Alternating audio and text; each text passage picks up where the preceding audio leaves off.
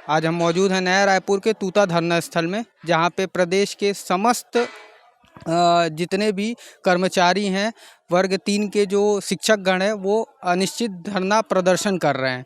यह मामला कोई हमारे राज्य का कोई नया नहीं है, यह बहुत पुराना है। चाहे राज्य में सरकार किसी की भी रही हो, इनके साथ हमेशा एक जो वेतन को लेके या नियमितीकरण को लेके या जितने तमाम तरीके की जो परेशानियां हैं, वो इन्हें झेलना पड़ता है। हाल फिलहाल में 5 साल पहले की बात करें तो भूपेश बघेल ने यह एक जनसभा में यह बात कही थी कि वर्ग 3 के साथ एक छल हो रहा है।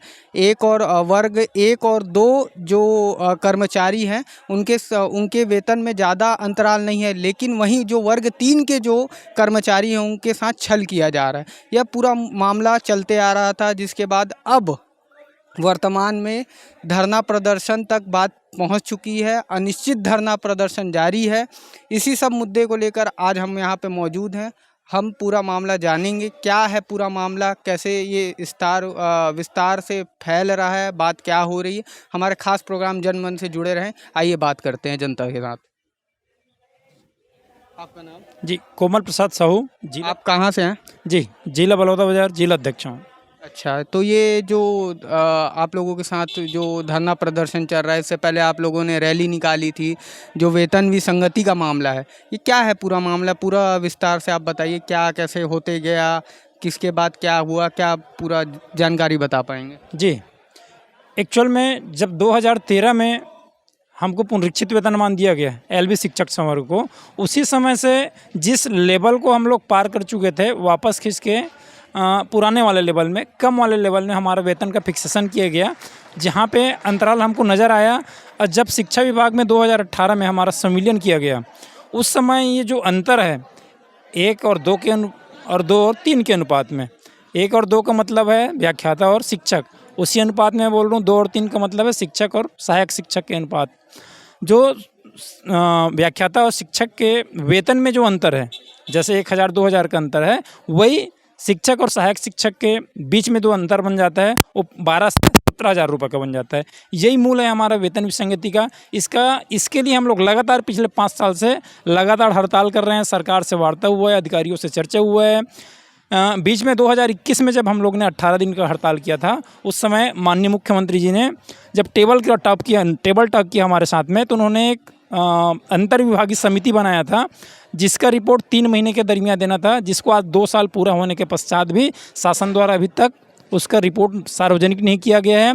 इसी कड़ी में आज 13 अगस्त 2023 को हम लोग पुनः अपना आक्रोश दिखाने के लिए, वेतन विसंगति दूर कराने के लिए एक आक्रोश रैली के रूप में आज आंदोलन जो पिछले 10 अगस्त से चल रहा है, उसके लिए आज 16 अगस्त को तूता के धरना स्थल पर एक आक्रोश रैली का आयोजन किए हैं। इसी धरना प्रदर्शन को हम लोग अनिश्चितकालीन चलाने वाले हैं, जिसमें हर एक दिन कोई उग्र प्रदर्शन किया जाएगा और सरकार तक हमारी बात को पहुंचाने के लिए लगातार प्रयास किया जाएगा। इससे पहले भूपेश बघेल ने खुद ये वादा किया था, आप लोगों से बात किया था, आप लोगों की मिलना जुलना और मीटिंग किया था, और बोला था कि आपके वादा मैं पूरा करूंगा, और साथ ही साथ ये भी बोला था कि आप बच्चों का ध्यान रखें, हम आपका ध्यान रखेंगे। लेकिन उसके बाद फिर ये बात जमी नहीं है। क्या हुआ उसके बाद जो आप लोग सीधा धरने पे आ गए? बिल्कुल सच्चाई महोदय, जो भी आपके पास रिपोर्ट है एकदम सच है। माननीय भूपेश बघेल जी ने जब हमारा संविलियन हुआ था, साफ साफ शब्दों में कहा था कि व्याख्याता और शिक्षकों को तो लाभ हुआ है, लेकिन सहायक शिक्षकों के साथ अहित हुआ है, उनके साथ धोखा हुआ है। जब चुनाव में जाने से पूर्व उन्होंने हमारे मंच में, जिसमें 60,000 की भीड़ थी हमारी, उस मंच से उन्होंने घोषणा किया था, यदि मैं सत्ता में आ जाता हूं तो तुरंत ही आप लोग की वेतन विसंगति दूर कर दूंगा। सत्ता में आने के बाद हमने लगातार वार्ता किया, कई दौर का वार्ता किया, माननीय मुख्यमंत्री जी के साथ किया, लेकिन उन्होंने भूल गया। चुनाव के तुरंत बाद अभी के वर्तमान उप मुख्यमंत्री माननीय टी.एस. सिंहदेव जी ने भी कहा था, यदि हमारे जन घोषणा पत्र में जो भी मांगे हैं, जो भी वादे किया गया है, उसको हम लोग पूरा नहीं कर पाएंगे तो अगले चुनाव में हम लोग मुंह दिखाने के काबिल नहीं रहेंगे।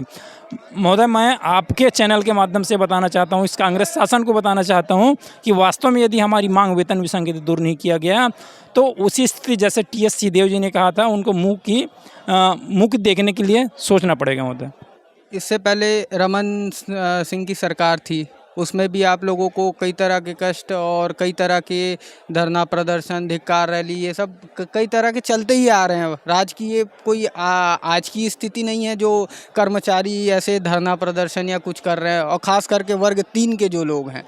1 और 2 तो उनके में अनुपात ज़्यादा नहीं है, लेकिन आप लोगों की अगर बात करें तो आप लोगों के में बहुत ज़्यादा की स्थिति बनने की कगार पे आ गई है।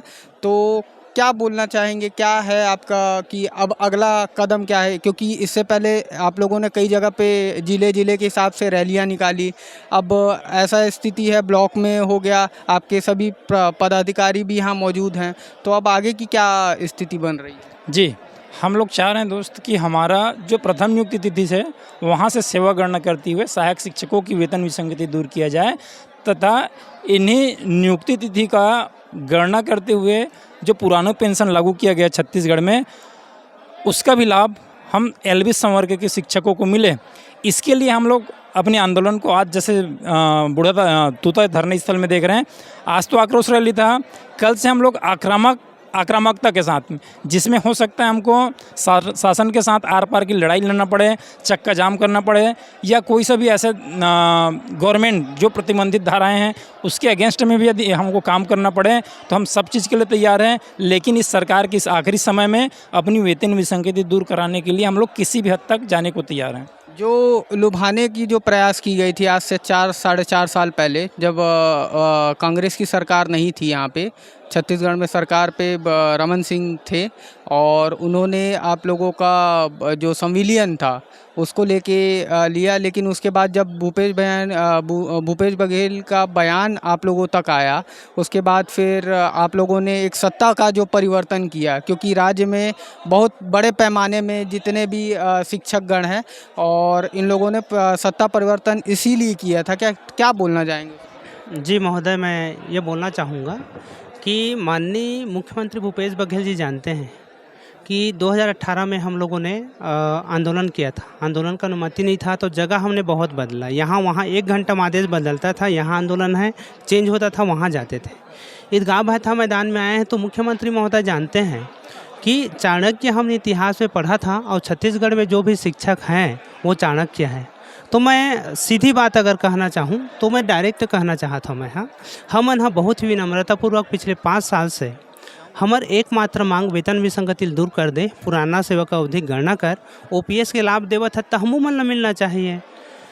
कर्मचारी मन ला जो समय के साथ क्रमोन्नत वेतनमान मिलते वो मिलना चाहिए, कर मांग ला लेके हमन यहाँ आंदोलन करत हन। आज हमन यहाँ आक्रोश रैली भी निकाले हैं। हमन यहाँ छत्तीसगढ़िया हन, और चाणक्य ने 2018 में ही बता दे हन। 15 साल से जिन छत्तीसगढ़ में शासन रही सेवा, आज वो न्यूज़ के टॉप ऑफ द पेज में कवर अपन छपवाए बर सोचत है। आप देख लो पिछले 15 साल से जिन शासन में रही सेवा, दैनिक भास्कर नव भारत के टॉप पेज में आए बर सोचे लगत, लेकिन ये सहायक शिक्षक पिछले 5 वर्ष से अपन मांग ला कोई भी अखबार के फर्स्ट पेज में लाए बा सक्षम है। मैं यही कहा चाहूँ कि हमन छत्तीसगढ़िया हरन, हमार मन के मांग ला पूरा कर दो। अगर मांग हमार मन की पूरा नहीं होही तो अभी तो आंदोलन करत हन हमन हाँ, तरह तरह के अभी हो सकते रोड जाम करबो, चक्का जाम करबो, जेल भरो आंदोलन करबो। एक बाद भी अगर कहूँ नहीं हो पाइस तो मैं हाँ ये कहा था कि हमार सो एक आंकड़ा है, छत्तीसगढ़ में कांग्रेस के सरकार बने हैं तो कतका विधानसभा सीट लाए है, और एक विधायक कतका सीट से आगे है, कतका मत से आगे है। तो वो आंकड़ा हमारे से है, लगभग 30 से ज़्यादा विधायक है जिन्हें लगभग 7,000 से कम वोट से जीते हैं। तो क्या सत्ता परिवर्तन भी किया जाने की कगार पे आ सकती है? बिल्कुल, मैं वही कहा था, छत्तीसगढ़ यहाँ चाणक्य है, गुरु जी है, 2018 में दिखा दे हन। अगर आज 2023 के विधानसभा चुनाव के पहले हमारे मन के मांग पूरा नहीं हुआ थे, और हमार वाजिब हक और अधिकार ला वो घोषणा करे के बाद भी अगर नहीं देवत है, अपन वादा से अगर पलट देवत है, तो हम एक ऐसे सरकार की दिशा में जाबो जिन हमार मांग ला दूर पूरा कर सके, हमार पीड़ा ला दूर कर सके। आप सब इतने संख्या में आए हुए हैं, आप लोग सब कहाँ से आए हुए हैं? सिमगा ब्लॉक से, मैं बलौदाबाजार जिला से, और यहाँ पे फेडरेशन में प्रदेश संयुक्त सचिव हूँ। अच्छा मैडम, तो आप क्या बता सकते हैं, यहाँ पे तूता रायपुर शहर से 10 से 12-15 किलोमीटर की दूरी है, आप लोगों के भी फैमिली है, परिवार है, आपके भी बच्चे, पति सब उनको भी संघर्ष करना पड़ रहा होगा आप लोगों के पीछे में। एक वेतन भी नहीं है और यहाँ पे ना पेयजल की सुविधा है, ना खाने की सुविधा है। आप चिलचिलाती गर्मी में यहाँ पे बैठे हुए हैं, धरना की स्थिति पे बैठे हुए हैं और राज्य सरकार इस पे कुछ भी अभी तक कुछ जवाब नहीं दे रही है। 15 अगस्त का जो मौका था ये आप लोगों के लिए एक बड़ा मौका था, लेकिन उसमें भी नहीं आया। तो अब क्या कोई बड़ा और मौका है कि अब क्या लगता है क्या करेगी सरकार? सरकार से बस हम एक उम्मीद कर सकते हैं। अभी तक हम चाह रहे थे कि सोच रहे थे 15 अगस्त को हमें कोई सौगात देगी सरकार, लेकिन जो आशा हम किए थे वो निराशा में बदल गई। फिर भी हम सरकार से उम्मीद कर रहे हैं कि हमारा हड़ताल चल रहा है, कहीं ना कहीं जो हम रणनीति बना करके आज जैसे आक्रोश रैली निकाले, आगे की रणनीति और बन रही है, आक्रामक रूप से हम करेंगे उसमें, है ना। तो सरकार तक हमारी मैसेज तो जा ही रही है और एक विश्वास कर रहे हैं और निवेदन भी कर रहे हैं सरकार से कि जो वादा उन्होंने किया था 5 साल पहले वो वादा वो पूरा करे। जो उसने अपने घोषणा पत्र में लिखा था कि मैं सहायक शिक्षकों का जो वेतन विसंगति की जो समस्या है उनको अपनी सरकार बनते ही मैं दूर कर दूंगा, उसको पुनः याद करे। और हम तो बार बार उनको याद दिला ही रहे हैं, हर प्रकार से वार्ता करके, आंदोलन करके, उनसे भेंट मुलाकात करके, विधानसभा के विधायकों से मुलाकात करके, सारी चीज़ों से उनको हम याद दिला ही रहे हैं। तो एक बार पुनः वो याद करें और हमारी तरफ ध्यान दें और जो हमारी वेतन विसंगति की जो समस्या है उनको दूर करें। हाँ सर, मैं सिमगा ब्लॉक से रोहित बघेल इसको सहायक शिक्षक फेडरेशन का छोटा सा सदस्य हूँ और बहुत सालों से पीड़ित हूँ।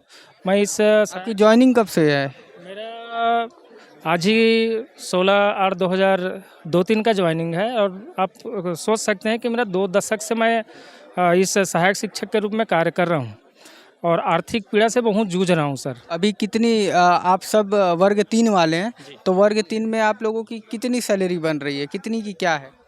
सैलरी कहें सर, जितना मेरा 2 दशक से मैं काम कर रहा हूँ उसके हिसाब से बहुत कम है। अब कहूँ तो मेरा वही मूल बेसिक 35,400 के लगभग बनता है और कुछ दिन पहले मेरे को प्रधान पाठक के रूप में नियुक्त हुआ हूँ प्रमोशन के तौर पे, जो ऊँट के मुंह में जीरा जैसा प्रतीत होता है। अब 2 दशक देख लीजिए, 2002-3 का मैं संविदा शिक्षक से हूँ और आज इसी तारतम्य में और इसी कार्य में लगा हुआ हूँ और आंदोलन बहुत देख चुका हूँ।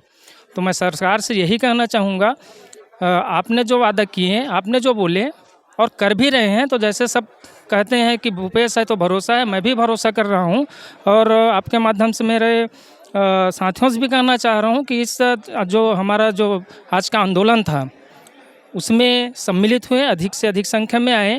तो मैं सरकार से यही कहना चाहूँगा, यदि आपको और आना है अगले पंचवर्षीय में तो निश्चित रूप से आप हमारे तरफ ध्यान दीजिए। बहुत आक्रोशित हैं, हम आपका बहुत इज्जत भी करते हैं, लेकिन इज्जत वहीं तक होता है जब तक आप इज्जत के लायक हों। और यदि मेरे को तरसाते रहोगे, मेरे को पीड़ा देते रहोगे तो निश्चित रूप से मैं आपके इज्जत करने में विवश हो जाऊँगा। तो क्या सत्ता परिवर्तन होगा तो क्या आप रमन सिंह की तरफ देखना चाहेंगे कि क्या है? अगर बात करें इससे पहले की तो संविलियन करने पे आप लोगों के लिए एक बड़ा अहम मुद्दा रमन सिंह ने उठाया था, तो क्या आप उनको वोट देने का परिवर्तन लाएंगे इस विधानसभा चुनाव 2023 में? जी महोदय, हमारा ऐसा मत नहीं है कि हम फलाने पार्टी को वोट करेंगे तो हमारा पीड़ा दूर हो जाएगा।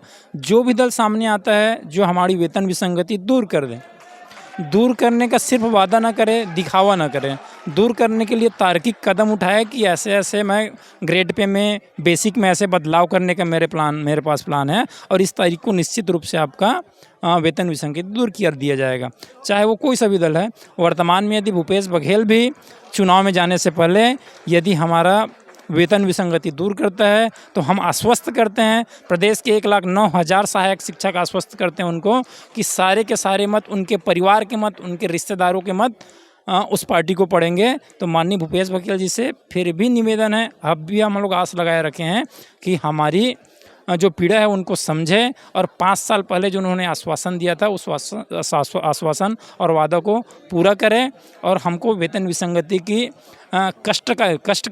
कष्टकारी पीड़ा से निजात दिलाएं, जिसमें प्रत्येक सहायक शिक्षक को प्रति माह 12 से 15 हज़ार रुपये का नुकसान हो रहा है, उस नुकसान का भरपाई कर दें। तो आप लोगों की जायजा के लिए कोई ऐसा नेता या कोई विपक्ष के आदमी कोई आपके जायजा के लिए कोई यहाँ आपके साथ मौजूद हो रहा है कि आपकी राज्य सरकार ने एक बार भी जायजा लेने की कोशिश की, क्या है अभी? जी, जब भी हम आंदोलन करते हैं विपक्ष के सारे दल हमको समर्थन देने के लिए आ जाते हैं, लेकिन आज भी हमारा मत है, हमारा विश्वास है कि भूपेश आखिरी समय तक हमारा जो वेतन विसंगति है उसको दूर करेगा। हम अभी भी आशान्वित हैं। भूपेश बघेल जी के साथ भी हमने कई बार टेबल टॉक किया है, उनके साथ भी मंत्रणा हुए हैं, उनके अधिकारियों के साथ भी चर्चा हुआ है, उनके द्वारा भी कई बार आगे बढ़ा गया है, लेकिन हमारी बदकिस्मती का है या सरकार की होने वाली दुर्दशा के रूप में इसको देखें कि अभी तक हमारा वेतन विसंगति दूर नहीं हो पाया है। तो आप अभी मैंने देखा यहाँ पे आसपास में जितने भी लोग थे सब कोई टैटू बनवाया हुआ है, तो कोई टी शर्ट के सामने में अपने प्रिंट कराया, जैसे मैंने आपका ही हाथ देखा था, तो ये लिखा ये हुआ है ना, दिखाएंगे क्या? जी मैं बताऊंगा। मैं शादीशुदा हूँ सबसे पहले, और है ना हम लोग शादीशुदा हैं। शादी के समय मेहंदी लगाए थे, शादी के बाद ये दूसरी बार है ये दूसरी बात। मेहंदी लगाए हैं, और इसमें स्पष्ट संदेश है वेतन विसंगति दूर करो। एक और है, वेतन विसंगति दूर नहीं, अगली पारी मंजूर नहीं। मैं खड़गवां ब्लॉक, क्या नाम है आपका? श्रीमती रेखा सिंह। तो यहाँ पे इतने परेशानी, धूप और ना पानी ना प्रसाधन, महिलाओं के लिए ना प्रसाधन की व्यवस्था की गई है, और फिर भी आप यहाँ पे बैठ के अपना पूर्ण बहुमत और योगदान दे रहे हैं, तो क्या कहना चाहेंगे? क्या है? हमारी सारी महिलाएं आज एक नहीं, मैं जानती हूँ, हम अब अपने महिला मोर्चा को बोलते हैं, और हमारी सारी महिला मोर्चा इतनी एक्टिव है कि शासन कितना भी हम पर जोर ज़बरदस्ती करे पीछे हटने वाले नहीं।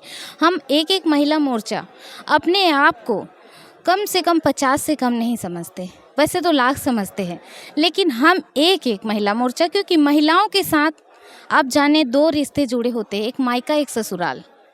तो भूपेश जी हमको अकेले, महिलाओं को तो अकेले मापे ना, कि मायका से हम कितने वोट लेंगे और ससुराल से कितने वोट लेंगे, उनको अंदाज़ा भी नहीं है।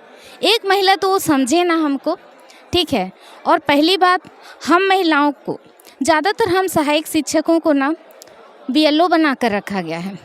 तो बीएलओ हम गांव-गांव में ज़मीनी स्तर पर हम जा कर काम करते हैं। हाँ, और वो गांव के जो जनता है वो हम ही लोगों से राय लेती है कि मैम जी कुछ तो आइडिया दीजिए, कौन सरकार ठीक है। तो सोच सकते हैं कि हम वहाँ पर क्या काम कर सकते हैं, है ना। हमको ड्यूटी भी लगाया जाता है ज़मीनी स्तर पर, चुनाव ड्यूटी, ठीक है। और इसके बाद हम नियम से हटकर तो उनसे कुछ मांगते नहीं, जो हमारे हक में है, अन्याय के खिलाफ ही हम लड़ रहे हैं।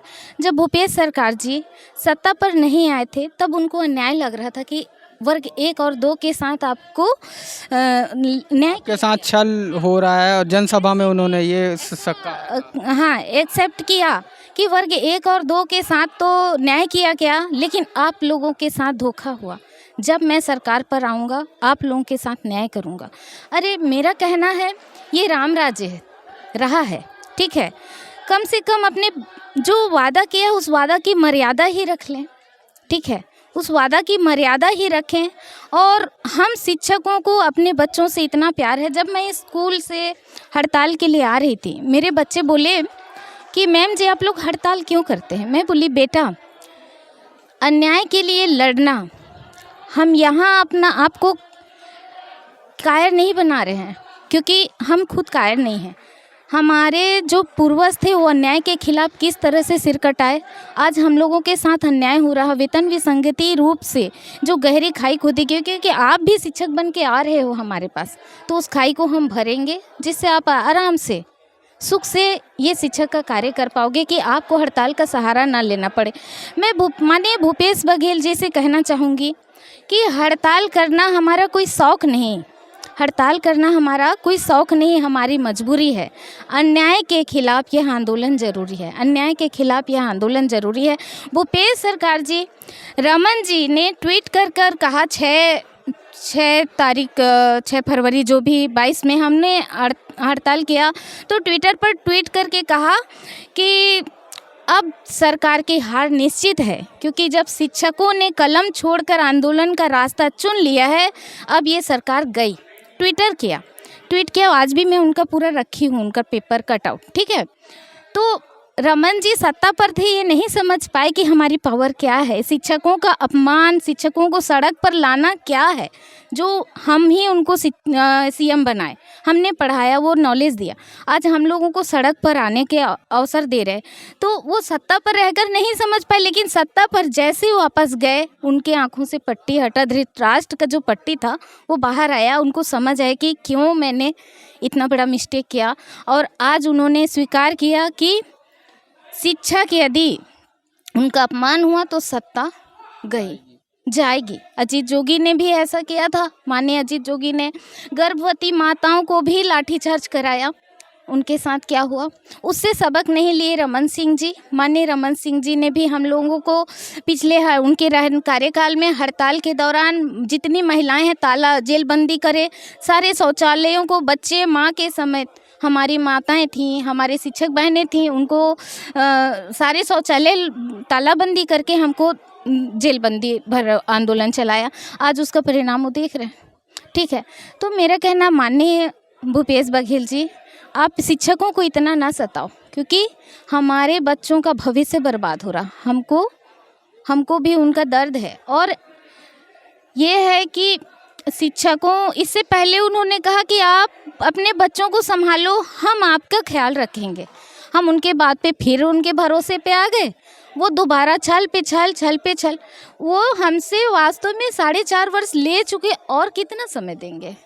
खुद का वेतन बढ़ाना है, 3 बार उन्होंने, केवल 2 बार जादुई कुर्सी मेज बजाकर अपना सैलरी डबल से कई कर लिया। उनका कैबिनेट में सबकी जो उनकी मंत्री हैं उनकी सबकी सैलरी बढ़ी, तब उनको घाटा नहीं आया, बजट में समस्या नहीं आया। लेकिन शिक्षकों को सड़क पर लाना, बच्चों के भविष्य के साथ खिलवाड़ करना, ये रमन सिंह ने स्वीकार कर लिया है कि यदि बच्चों का भविष्य खराब करने वाले नेता ही होते हैं। अब वो भी इस बात को समझ जाएं, अवसर रहते। मैं ज़्यादा तो मुझे नहीं कहना, इतना कहकर धन्यवाद। बहुत धन्यवाद। फ़िलहाल के लिए बस इतना ही। हम जुड़े थे यहाँ तूता के नया रायपुर के तूता धरना स्थल से। आगे भी हमारे साथ बने रहिए, हमारे चैनल को लाइक करें, शेयर करें, सब्सक्राइब करें। बहुत बहुत धन्यवाद आपका।